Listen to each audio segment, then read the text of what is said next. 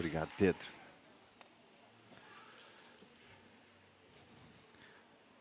Muito bem, muito bem. Quero pedir a você, por favor, que abra a Bíblia em Gênesis capítulo 3, por favor. É o texto que a gente vai meditar nesta noite. Versos 1 até o verso 13. 13 versos do capítulo 3. Pode abrir a sua Bíblia, acompanhar a leitura. Obrigado pela presença de todos vocês, daqueles que nos visitam, daqueles que estão acompanhando também pela transmissão. Que o Senhor possa falar aos nossos corações nessa noite, amém? Queridos, nós estamos nesse mês focando famílias, né? Sermões que trazem ensinamentos para a nossa casa, para a nossa família.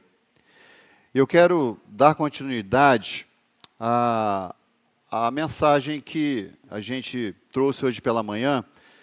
E hoje pela manhã eu trabalhei ali em Vassouras, Gênesis 2, 21 a 25, né, onde a gente pôde falar um pouco sobre um Deus que proporcionou essa cerimônia de casamento, onde o próprio Deus, que é Pai e Criador de todas as coisas, Criador do homem e da mulher, e o mesmo Deus que acaba sendo o oficiante desse casamento, primeiro lá no jardim.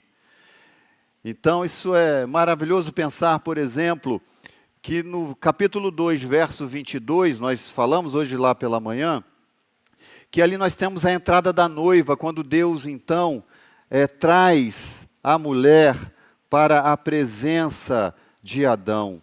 Tira a mulher da sua costela e traz, e leva até Adão, traz até Adão. E a gente viu esse movimento como um Deus levando a esposa Eva até o seu esposo Adão. Verso 22 fala exatamente isso, da costela que havia tirado do homem, o Senhor Deus formou uma mulher e a levou até ele. Né?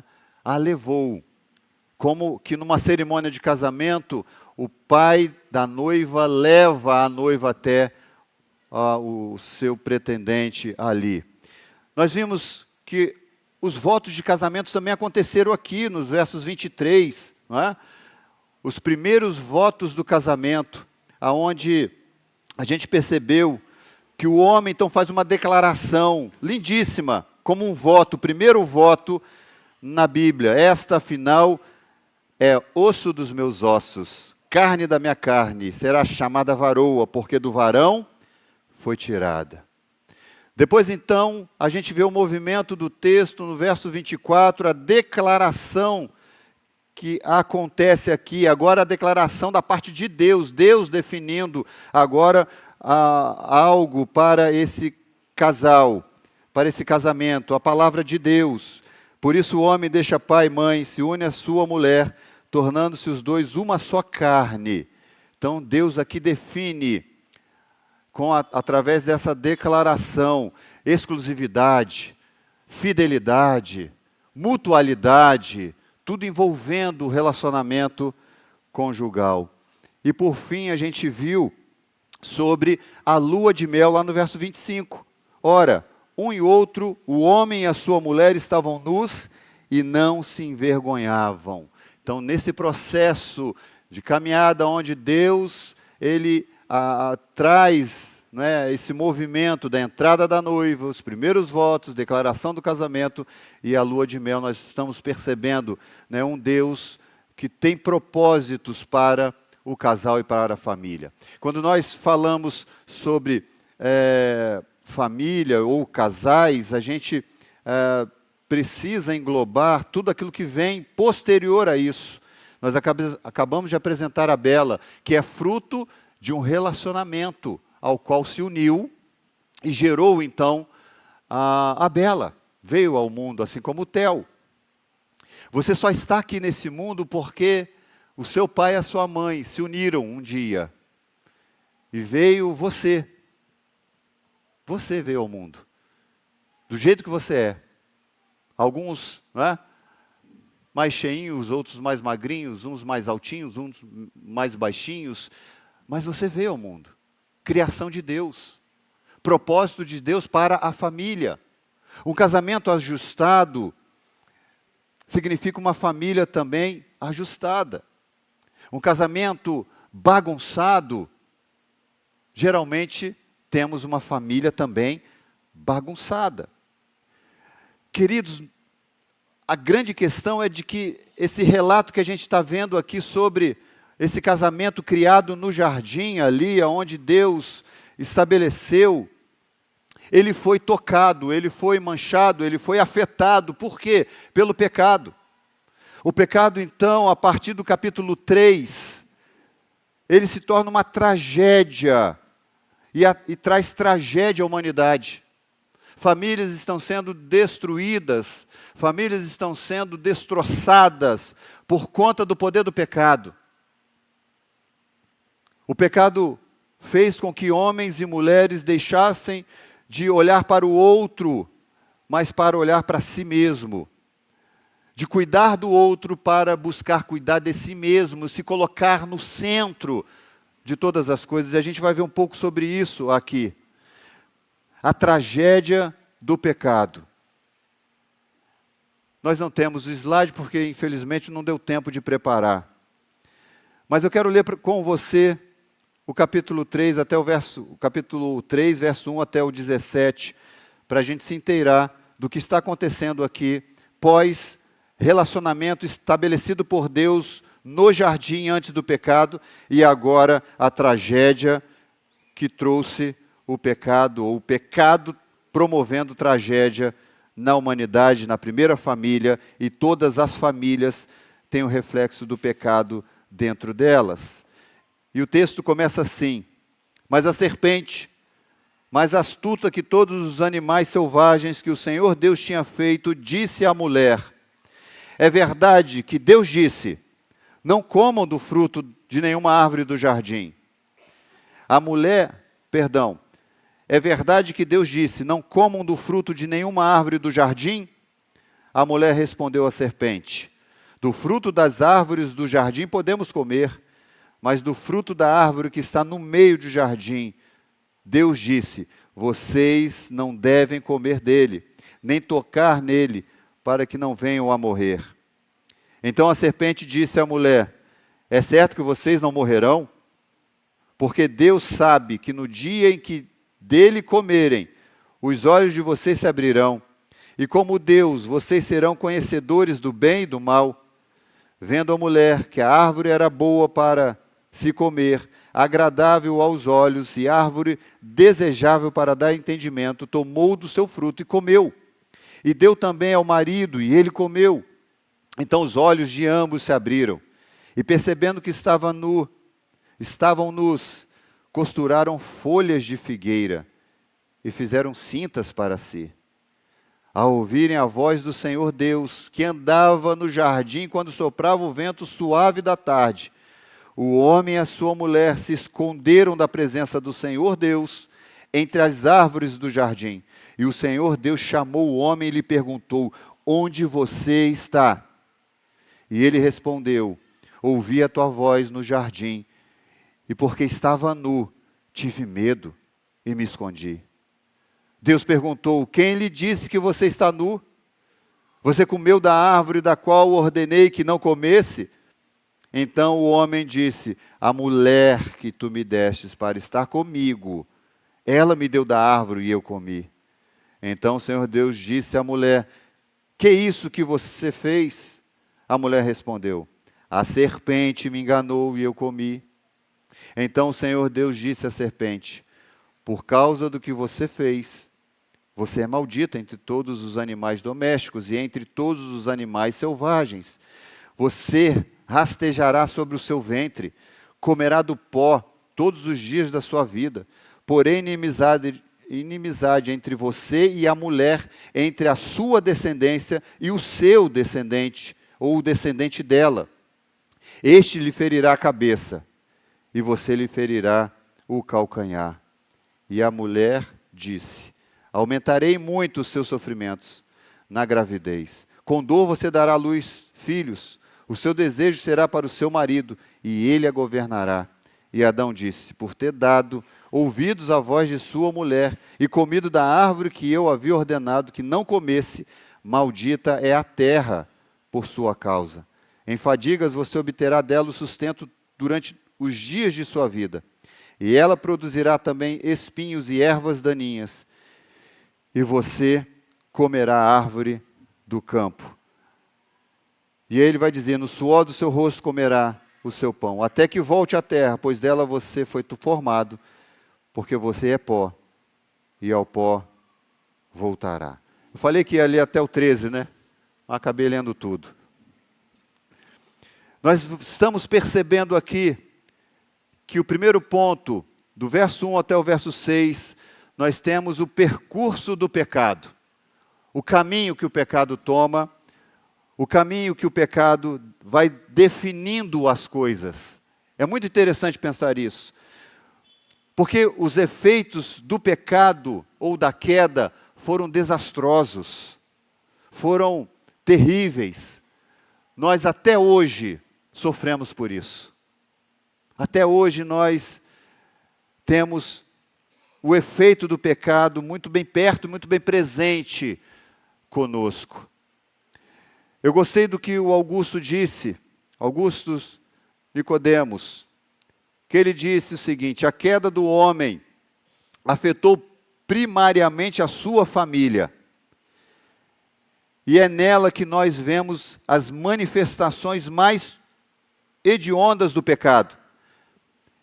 E ele vai concluir, é ali que acontece adultério, abandono, estupro, espancamento, mentiras, fingimentos para com as pessoas que juramos amar e ajudar. Infelizmente, queridos, infelizmente, queridas, um ambiente onde era para ser protegido, um ambiente onde era para ser preservado, um ambiente onde Deus cria para que haja cuidado, infelizmente, em muitas famílias, é o ambiente mais terrível de se estar, onde tragédias acontecem. E nós não precisamos ir muito longe para a gente ver realidades terríveis que têm acontecido dentro de famílias. De crianças que eram para ser preservadas e não são. De mulheres que eram para ser cuidadas e não são. O pecado faz isso e tem feito isso. Ele nos ataca bem no âmago da nossa condição de ser homem, de ser mulher, feminino, masculino, feminina, masculino. Aquilo que Deus criou para existir, para a sua glória e encher-nos de alegria, de contentamento, agora tem sido fraturado e é fonte de horrível sofrimento. Existem famílias perecendo nesse exato momento. Nesse exato momento. Satanás, querido, no Éden, com a sua sagacidade, ele levou o homem e a mulher a terem essa imagem de Deus ofuscada. E por conta disso, homens e mulheres vivem como pecadores em constante competição e conflito. Aqueles que eram para juntos promoverem o reino de Deus, aqueles que eram para juntos serem coparticipantes de Deus no cuidado da criação. Após o pecado, eles começam a divergir, eles começam a se agredir, eles começam então a se degladiarem. É o pecado, trazendo conflito. Algo bem diferente do propósito pelo qual nós fomos criados, que é para viver em harmonia com Deus. E vivendo em harmonia com Deus, vivendo em comunhão uns com os outros. Então esse é o caminho, o percurso do pecado é de destruição. O caminho do pecado é de, destruição mesmo. Destruição. E aí, a partir disso, nós vamos percebendo que a dúvida se instaurou ali naquele primeiro momento. O primeiro passo no percurso da tentação é a dúvida quanto ao caráter de Deus e à palavra de Deus. Não é isso que está acontecendo aqui? De 1 ao 3, a gente vai percebendo de que a serpente entra na jogada, e o texto já diz que ela é astuta. Se ela é astuta, alguma coisa ela está aprontando. Alguma coisa ela iria aprontar como ela aprontou. Dos animais mais selvagens que o Senhor Deus tinha feito. E ele então começa um diálogo com a mulher. E ele começa então agora a tentar trazer dúvidas sobre o caráter de Deus. Toda vez que você coloca em xeque o caráter de Deus, você está fadado a justamente pecar contra Deus. Ele vai trazer dúvida com uma pergunta: é verdade que Deus disse, não comam do fruto de nenhuma árvore do jardim? E o que a mulher responde?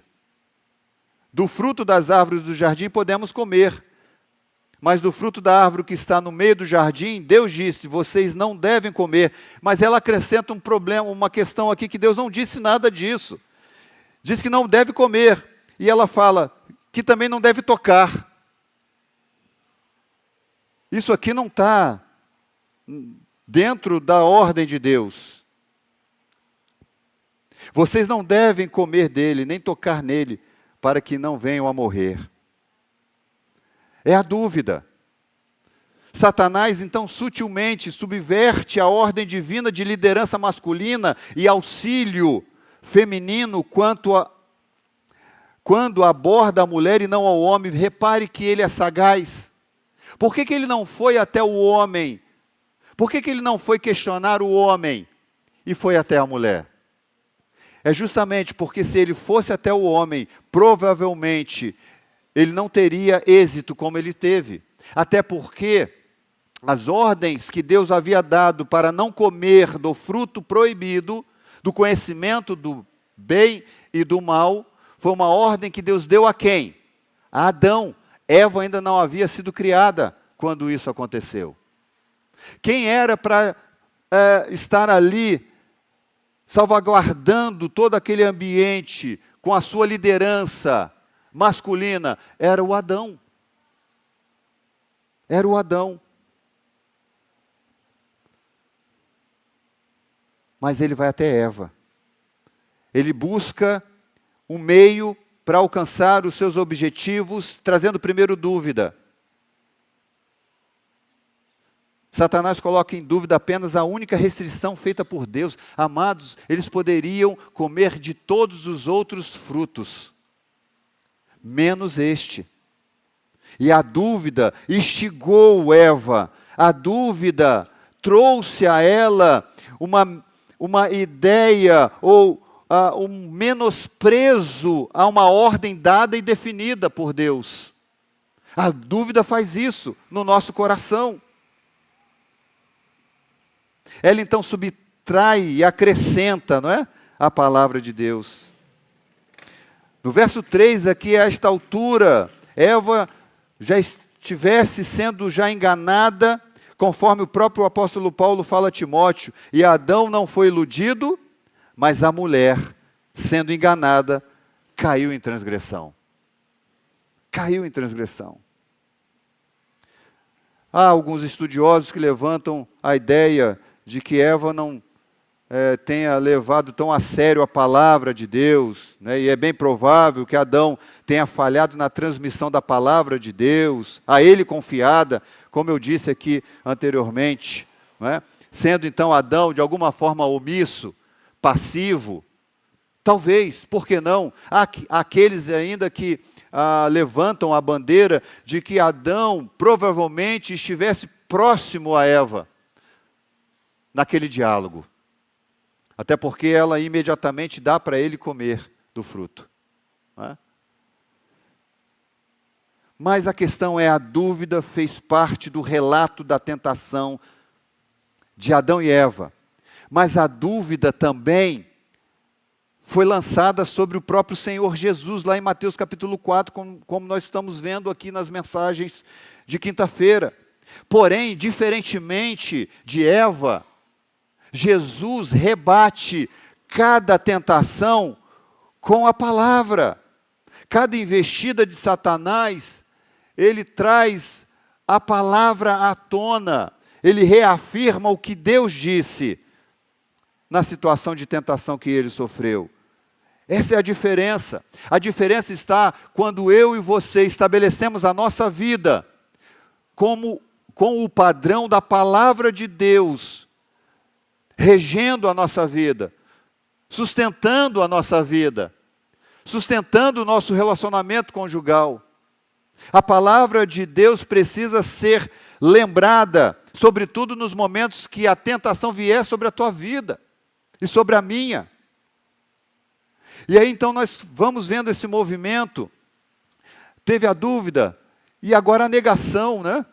4 e 5, o segundo passo no percurso da tentação é a negação escancarada da palavra de Deus. Satanás é o pai de quem? O pai da mentira. João 8. Ele ousa acusar Deus de mentiroso quando ele berra: é certo que não morrereis. Satanás está ali trazendo negação a uma verdade estabelecida. Certamente não morrereis. Agora então que a mulher está na defensiva, tendo plantado a semente da dúvida na sua mente e coração sobre a palavra, e o caráter de Deus em seu coração, ela então avança para aplicar, Satanás avança para aplicar o golpe fatal. E nesse golpe fatal, então, o que Satanás está fazendo, amados? Está sugerindo que Deus não era tão bom quanto ele estava se apresentando, que ele não tinha o bem do casal em mente, que existia grama mais verde do outro lado da cerca, que eles poderiam ser como Deus. Todas as vezes que a dúvida entra, e nós passamos então a alimentar a negação das verdades de Deus, nós estamos caminhando justamente em oposição àquilo que a palavra de Deus nos orienta.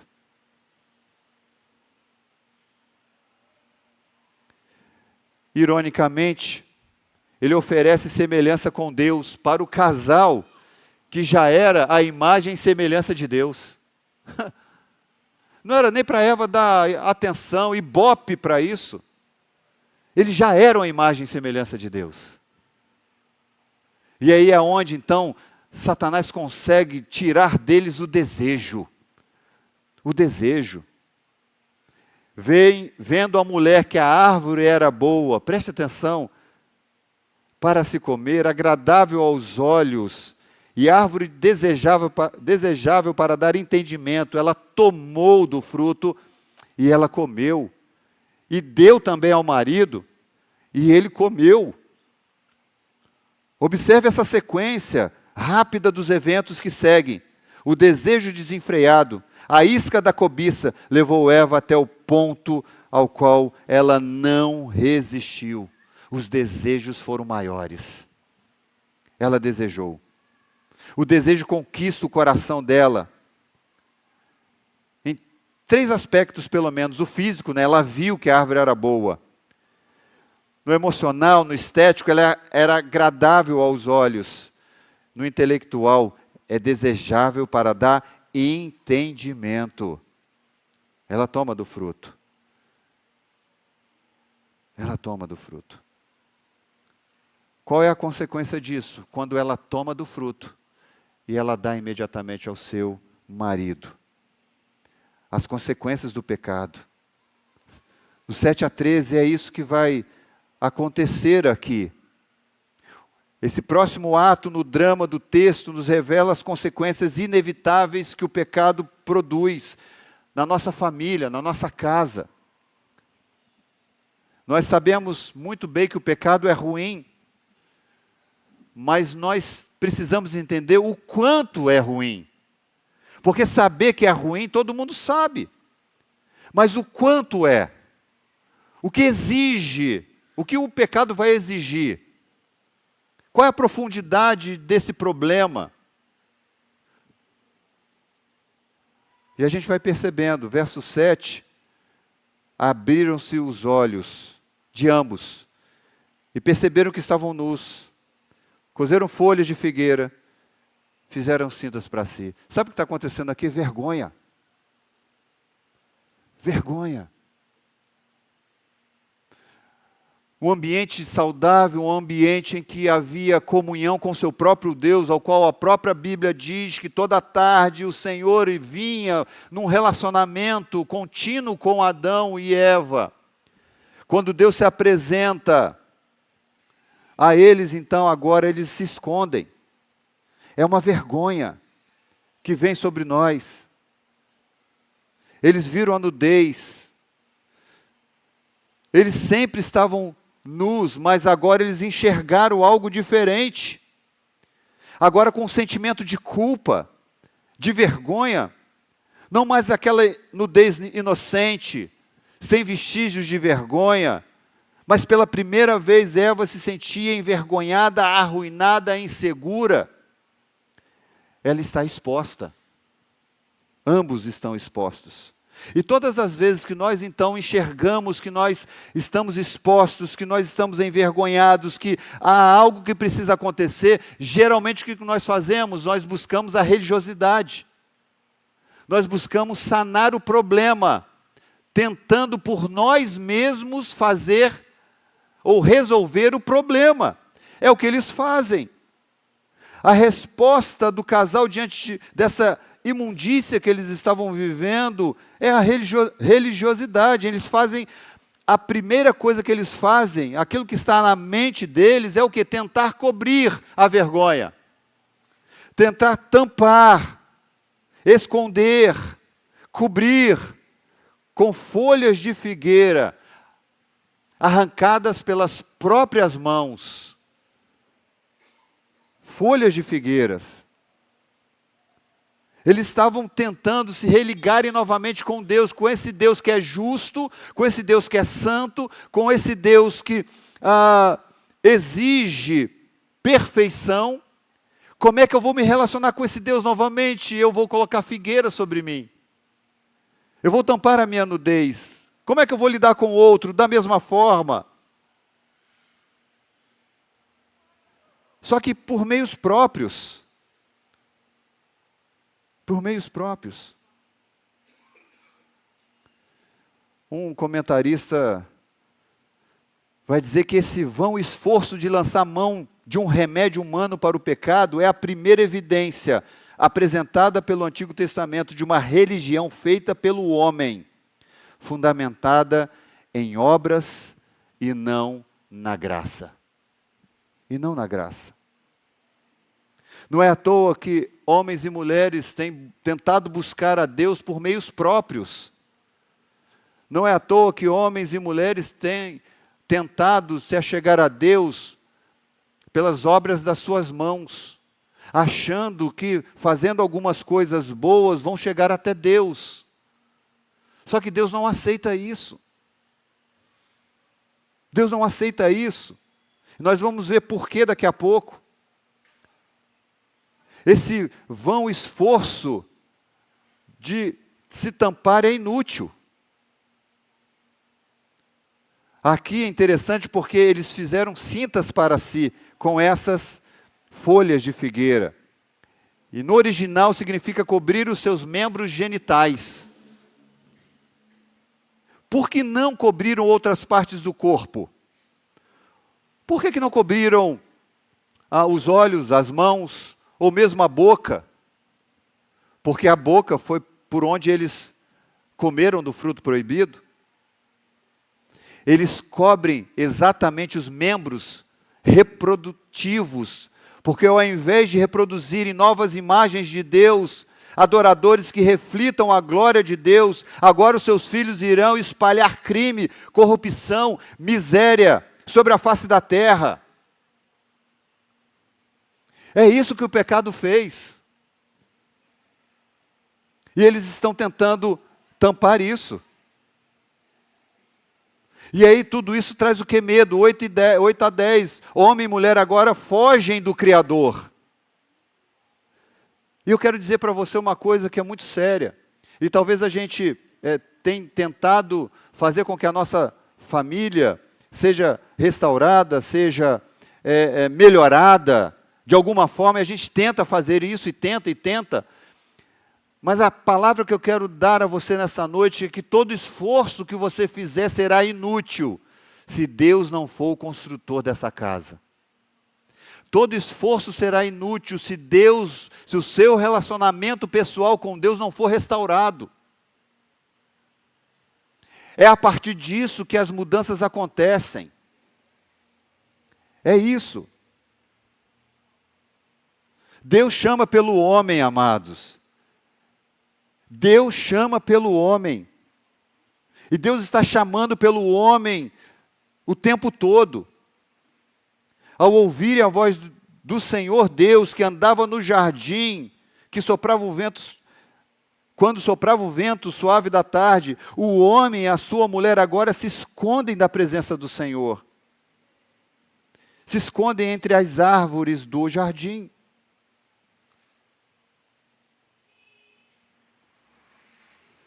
Nós estamos percebendo de que Adão e Eva não estão mais agora prestando contas daquilo que Deus havia ordenado para eles, que é justamente o propósito pelo qual Deus nos cria, de homem e mulher trabalharem junto em prol da obra de Deus. Agora não tem como mais prestar contas disso, porque o pecado arruinou tudo. Mas é muito importante a gente pensar que há aqui também a evidência da graça de Deus, não somente na pergunta feita, mas em todo o diálogo entre Deus e o homem. Porque Deus, amados, Ele é tão maravilhoso, que Ele quer nos buscar para poder restaurar a nossa vida. Restaurar o nosso relacionamento com Ele novamente. Em todo esse diálogo entre Deus e o homem, a gente vai percebendo graça. Graça. Deus havia declarado a morte certa de quem comesse da árvore do conhecimento do bem e do mal. Está lá no verso 17 do capítulo 2.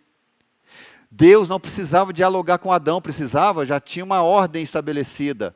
Comeu, dançou. Simples. Comeu, morreu. Mas não, Deus dialoga com ele. O fato de Deus então começar um diálogo já abre uma porta de esperança e arrependimento para a família, para a minha família e para a tua família, sobretudo. E as perguntas então que Deus vai fazendo, a partir do verso 9, não são porque Deus não sabia do que havia acontecido, mas Deus queria mostrar para Adão a profundidade do problema que ele havia cometido.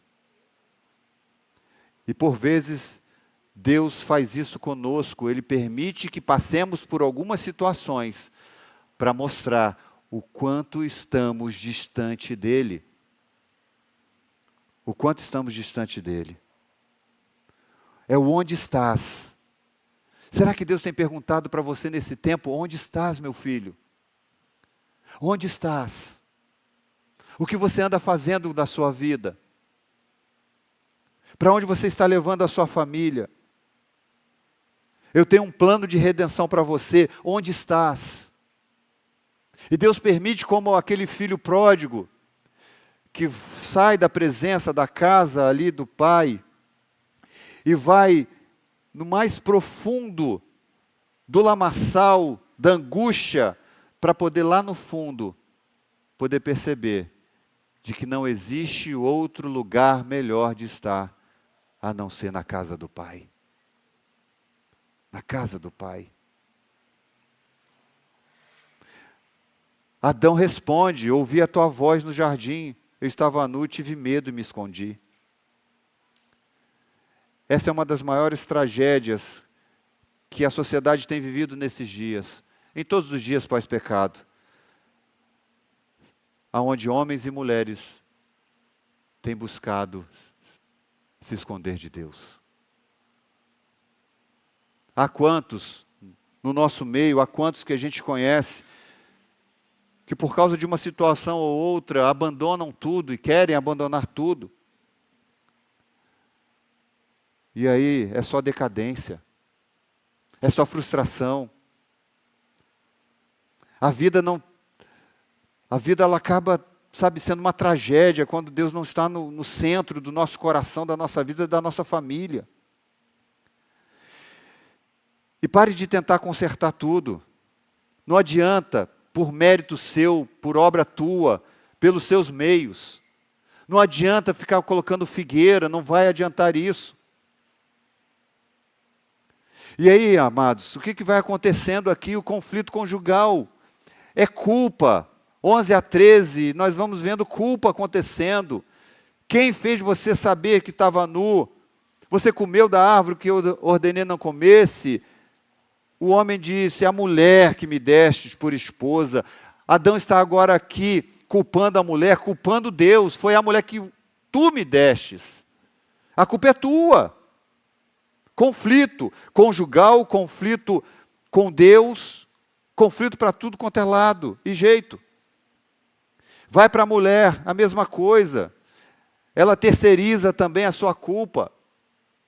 Como é triste lidarmos com pessoas assim. Às vezes a gente está num aconselhamento ou conversando com alguém e você nota na conversa, você quer ajudar a pessoa a enxergar o que ela está fazendo e ela nunca está errada. Sempre o problema é do outro. Sempre a culpa é do outro. É o outro que é culpado. Você está vendo a vida dela, ela está provocando tudo, mas não sou eu. É o sistema. São as pessoas. Eu sou vítima. Eu sou vítima. E tem muita gente se vitimizando por aí, deixando de encarar a realidade. Nós somos pecadores. E precisamos nos reconciliar com o Senhor, confessar os nossos pecados. E se confessarmos os nossos pecados, Deus é fiel e justo para nos perdoar os pecados e nos purificar de toda injustiça. Eles começaram a transferir a culpa. Transferência de culpa. A raiz, queridos, do pecado sempre vai ser a mesma coisa. O egocentrismo.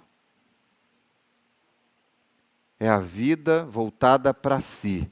São os meus interesses. É a minha vontade.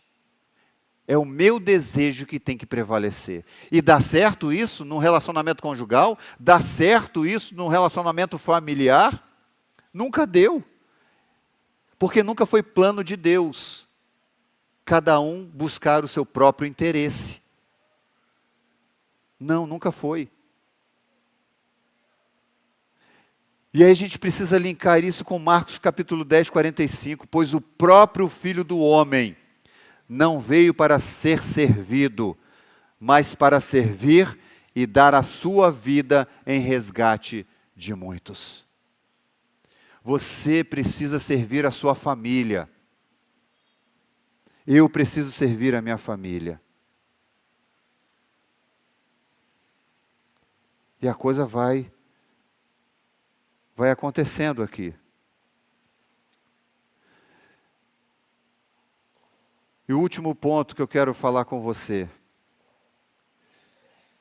que é o triunfo da graça, porque a gente está vendo tragédia, o desenrolar da tragédia. A gente está vendo então o homem e a mulher aqui fugindo de Deus, ou tentando se apresentar diante de Deus pelos seus próprios méritos, pela sua própria força. A gente está vendo então aqui que o caminho do pecado de destruição é um caminho que também nos leva ao distanciamento de Deus. Esse caminho do pecado aqui sempre gera no coração um desejo de satisfação pessoal e própria. Mas, amados, graças a Deus que o triunfo da graça aconteceu e acontece, tem acontecido. Louvado seja Deus por isso.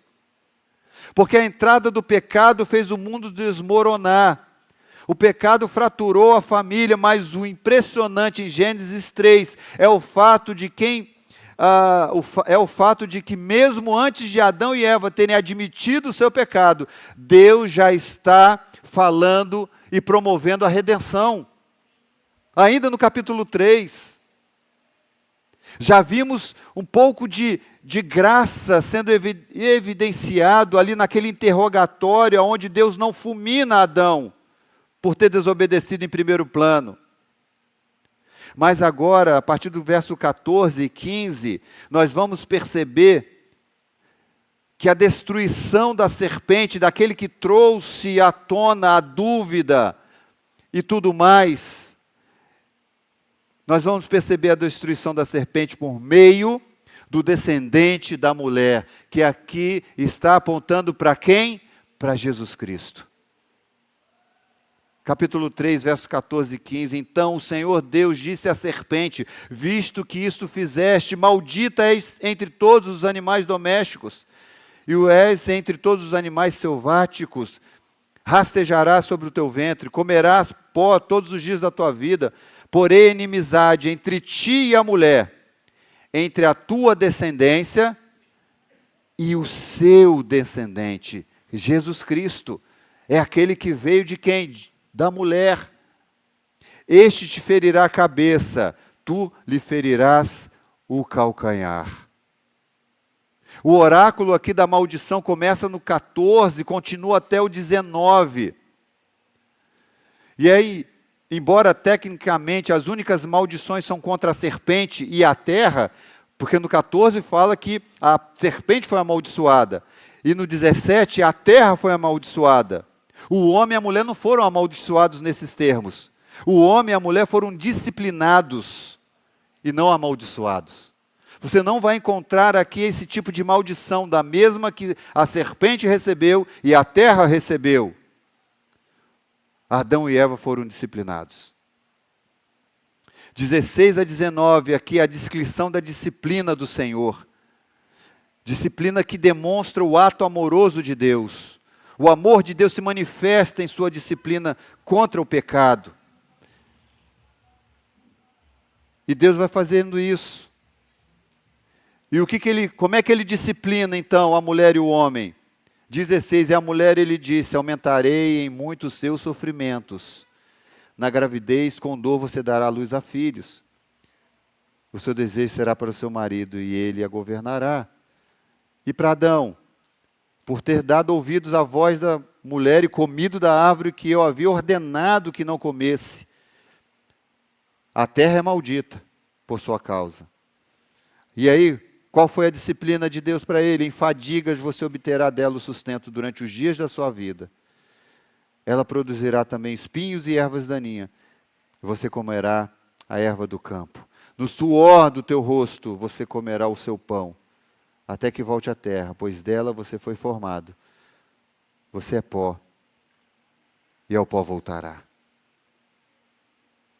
As disciplinas estão aqui relacionadas aos 3 propósitos que foram quebrados por Adão e Eva no jardim. O de multiplicar e encher a terra, porque agora será por meio do sofrimento. A ênfase do papel da mulher, agora o teu desejo será para o teu marido, ele te governará. E cultivar e lavrar a terra, agora seria feito de forma dolorosa, em fadigas, obterás da terra o teu sustento. Portanto, amados, o plano de Deus antes da fundação do mundo já estava em sacrificar o seu próprio filho em resgate de todos nós. Essa é a razão pela qual Deus não matou Adão e Eva logo após o pecado. Porque ele tinha planos, e o plano dele é a salvação em Cristo Jesus. Em Cristo Jesus. O verso 15 pronuncia esse julgamento que vai muito além da serpente como animal, pois fala da destruição iminente de Satanás por meio do descendente da mulher. Como eu disse, já apontando para Cristo, esmagando a cabeça da serpente. Desferindo um golpe fatal, aonde então A serpente não teria mais vez sobre aqueles que estariam ou estão em Cristo Jesus. Na cruz, amados, Jesus selou o destino do inimigo. E aqui temos a primeira promessa das boas novas do Evangelho. É aqui o proto-evangelho. Um Cristo já anunciado como Redentor da humanidade. Um Cristo já anunciado como aquele que iria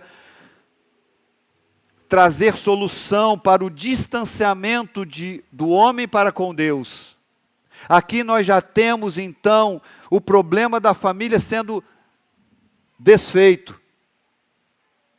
Jesus Cristo seria aquele que morreria pelos nossos pecados.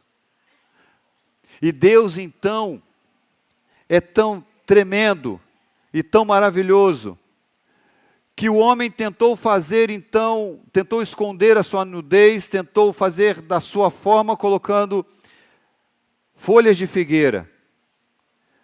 Mas o Senhor, o nosso Deus, mata um animal, derrama o seu sangue, tira suas peles e cobre o homem com o primeiro sacrifício que a gente vai perceber na Bíblia. Isso aqui é uma palavra de esperança para mim e para você. Porque se as nossas obras não são suficientes, a obra de Cristo é. Se folhas de figueira são insuficientes, o sangue do Cordeiro de Deus que tira o pecado do mundo é suficiente. De forma, meu querido, minha querida, que não importa se hoje nós estamos sofrendo com alguma dor dentro da nossa casa, com algum distanciamento entre os nossos entes queridos, nós precisamos nos agarrar à promessa de que em Cristo Jesus, aquilo que ainda está em desordem dentro da nossa casa, pode vir a estar em ordem através do sacrifício de Jesus Cristo naquela cruz. Porque Ele sanou o problema do homem para com Deus. Ele sanou, Ele foi no nosso lugar, Ele morreu, Ele sofreu, Ele nos justificou, para que hoje pudéssemos ter a sua vida imputada em nós. Isso é maravilhoso. As folhas foram inadequadas para cobrir a vergonha produzida pelo pecado. Mas Deus, com esse sacrifício lindíssimo, apontando para o sacrifício de Cristo, diz para mim e para você: há perdão para você em Cristo Jesus. Há perdão para os nossos filhos em Cristo Jesus. Há perdão para o nosso cônjuge em Cristo Jesus. Não precisamos mais ficar batendo cabeça por aí. Não, Cristo coloca em ordem a nossa vida. Traz esperança ao nosso coração. E nos faz caminhar perseverantes nesse mundo caótico que estamos vivendo. É isso. É isso que a gente vai percebendo nesse texto. O paraíso nunca mais foi habitado. O Éden nunca mais foi habitado depois disso, porque Deus fecha tudo. Até porque lá ainda existia uma outra árvore da vida. Olha como Deus é gracioso, porque se Deus deixa aberto Adão e Eva na condição agora de pecadores, se comessem desse fruto, eles iriam então autenticar uma morte eterna, por conta da árvore da vida. A mesma árvore da vida que Deus não impediu deles comerem. Por quê? Porque eles já viviam isso. Perderam por conta do pecado, mas restaurado em Cristo Jesus. O Éden não existe mais, mas existe a nova Canaã, que Deus já está preparando para todos nós. Amém por isso? Que Deus possa inundar o nosso coração com a certeza e a beleza da cruz. E preste atenção, da cruz que está vazia. Porque o nosso Senhor, Ele morreu, mas ao terceiro dia Ele ressuscitou. E Ele então quer que eu e você tenhamos e sejamos revestidos do sangue dEle. O sangue dEle que nos cobre, para que quando o anjo da morte passar, ele vai olhar para o sangue que está em nós, o sangue de Cristo, e vai dizer: naquele ali e naquela ali não existe mais condenação nenhuma, porque o sangue de Cristo justificou, o sangue de Cristo marcou e o sangue de Cristo trouxe para a nova realidade que agora eles vão experimentar, que é da vida eterna sendo restaurada na presença de Deus. Louvado seja Deus por isso.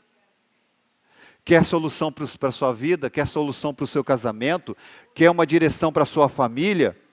Não tem outro a não ser Jesus Cristo para resolver tudo isso. Ele é o melhor e maior mestre que pode nos conduzir a uma vida plena na presença dEle. Eu quero chamar você nessa noite para a gente estar orando nesse propósito. Se você quer e busca e tem buscado uma família restaurada por Deus, entenda isso. Não adianta fazer ou pegar folhas de figueira. É necessário reconhecer o sacrifício de Jesus Cristo. É isso. E isso basta. Isso basta.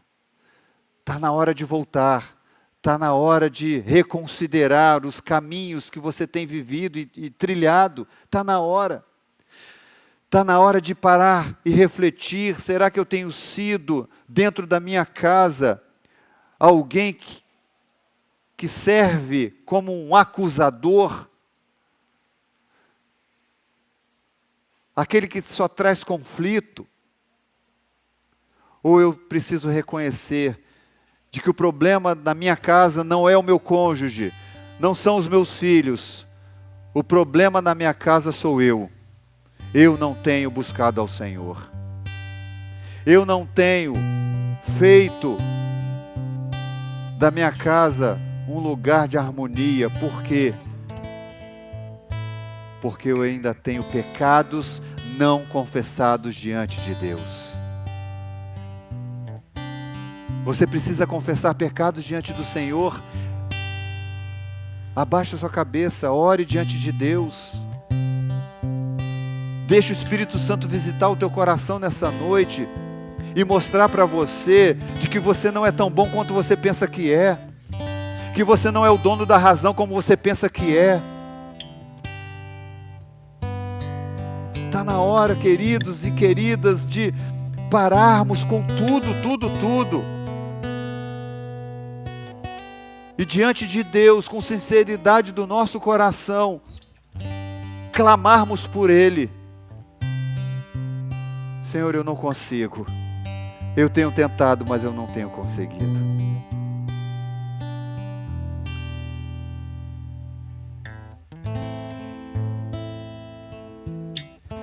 Vai refletindo, vai orando diante do Senhor. Existem mágoas no teu coração, rancor, um filho te desapontou, a esposa te desapontou, o esposo te desapontou. Como é que anda a sua casa, meu amado e minha amada?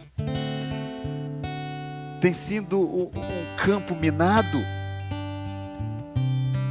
Ou tem sido um lugar de paz e harmonia, ao qual o Filho de Deus habita?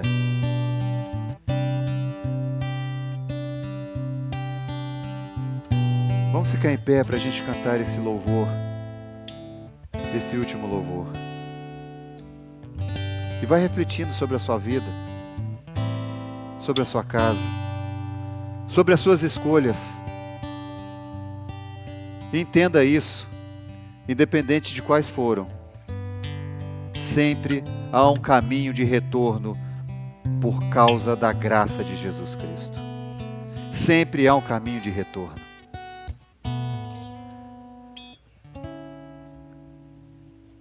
Quero chamar o ministério para a gente cantar, por favor.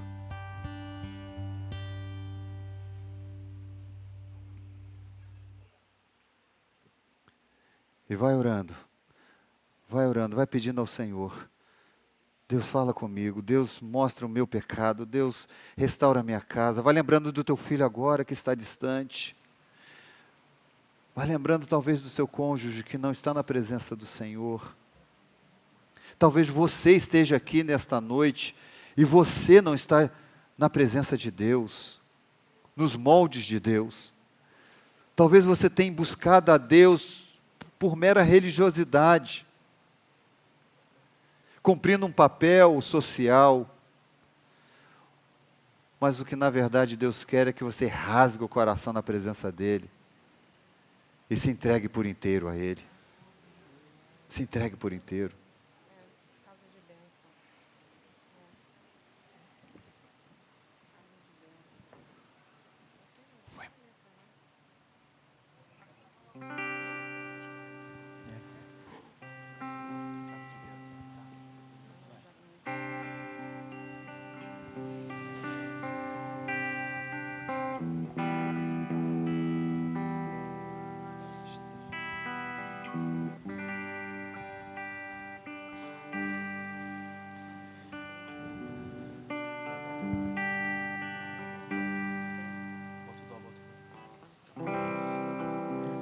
Será uma casa de bênção.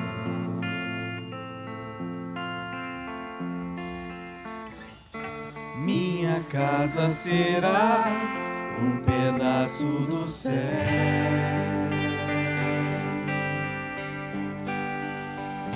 Nela estarão reunidos adoradores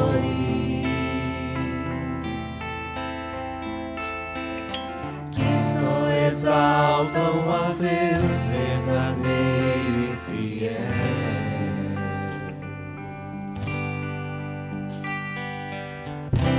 Minha casa será reconhecida como lugar de milagres e oração.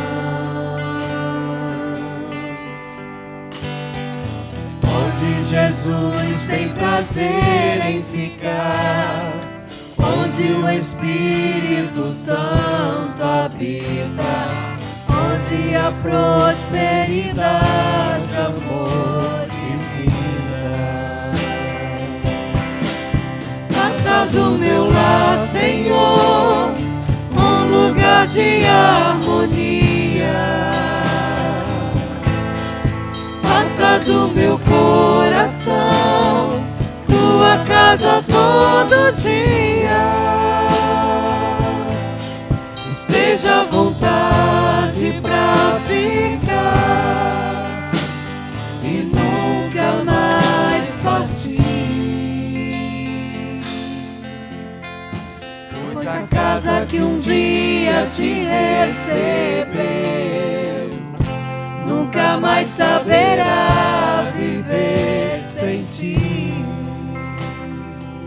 Esse é o desejo do seu coração.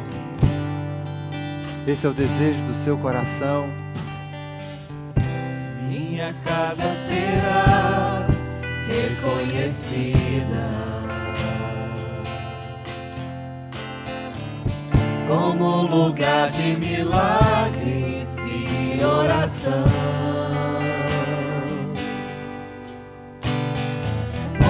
Jesus tem prazer em ficar, onde o Espírito Santo habita, onde há prosperidade, amor e vida.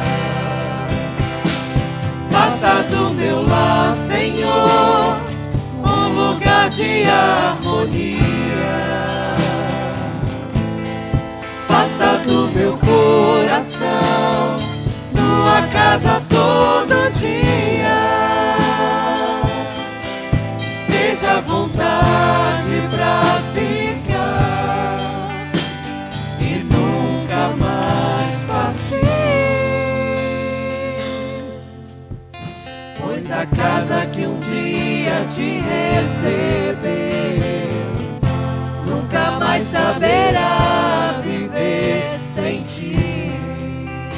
casa.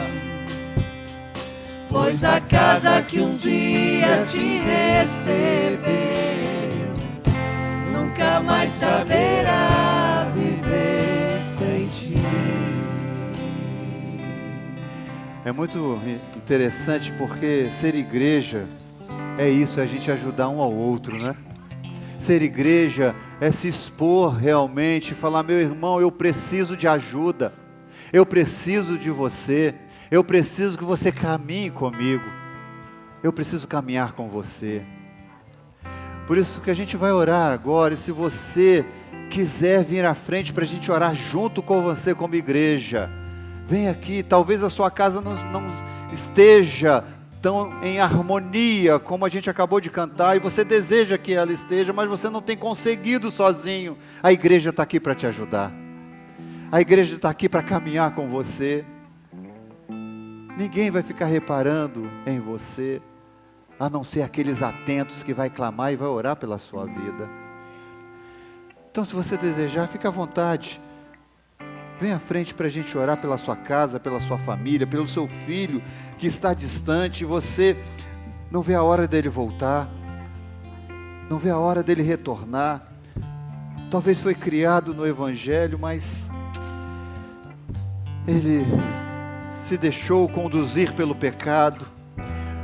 O pecado tem feito um estrago, o pecado tem feito um grande estrago, mas louvado seja Deus, porque onde abundou o pecado, superabundou a graça. O pecado, ele foi em Cristo Jesus, ele foi banido. Por isso que o pecador agora pode se voltar para o seu Senhor, e ele pode ser redimido e transformado. Clame pela sua casa, clame pela sua família, clame nesse momento junto comigo. Ó Deus bendito, Pai de toda a eternidade, ó Deus, muitos de nós aqui, ó Pai, tem chorado diante do Senhor. Muitos de nós aqui, ó Pai, tem estado em agonia, em ver a realidade, ó Deus, que o pecado tem feito na vida de alguns daqueles que nós amamos tanto. Talvez, ó Pai, alguns de nós aqui têm sofrido a influência destruidora do pecado na sua própria vida. Ó Deus, em nome de Jesus, nós queremos, ó Deus, a partir, ó Deus, do conhecimento que tivemos, da graça maravilhosa do Senhor, nós queremos, ó Pai, declarar diante de Ti, ó Pai, que essas vidas que estão sendo apresentadas aqui, ó Deus, podem ter um rumo diferente, ó Pai, por meio de Jesus Cristo. Ó Deus, por favor, faz a Tua obra na vida desses corações, faz a Tua obra na vida dos parentes, dos familiares que eles estão apresentando diante de Ti nesta noite. Ó Deus, entra com a salvação que só o Senhor pode, ó Deus, fornecer. Que haja quebrantamento de coração, Senhor, arrependimento genuíno de pecados, ó Pai. Vai tratando e curando e salvando vidas nessa noite, alcançando os corações para a glória do Teu nome, para louvor da Tua majestade, para que, ó Deus, a imagem e semelhança que fomos criados, ofuscada pelo pecado, seja restaurada em Cristo Jesus. Aleluia. Para que, ó Deus, deixemos de ser, ó Pai, vergonha, para refletirmos agora então a imagem para outros, a imagem e semelhança de Cristo a outros. Ó Deus, restaura casamentos aqui neste lugar, restaura relacionamentos aqui neste lugar, restaura vidas aqui neste lugar, por favor, em nome de Jesus, em nome de Jesus, em nome de Jesus, amém. Faça do meu lar, Senhor, Vá para o seu lugar, lugar de harmonia. sendo abraçado por um irmão, por uma irmã. do meu coração, tua casa todo dia. Se esteja à vontade pra ficar e nunca mais partir. Pois a casa que um dia te receber nunca mais saberá viver sem ti. Amém? Vamos dar salva de palmas para Jesus? Vamos? Ele é maravilhoso. Que você tenha uma semana abençoada na presença de Jesus. Que a dinâmica da semana, da igreja, você participe. Que a sua estada no trabalho seja abençoadora. Porque você vai estar ali refletindo a imagem de Deus. Amém? Tenha uma semana abençoada. Ore silenciosamente. Vamos estar à porta para abraçar você, cumprimentar. Quinta-feira, se Deus quiser, estaremos juntos. No culto de quarta, nós estaremos juntos também. Vem para cá se você quiser estar conosco. E pode ir também, se você conhecer a casa que vai estar recebendo a igreja. Vá direto se você quiser. Mas vamos estar juntos. Em nome de Jesus. Deus abençoe.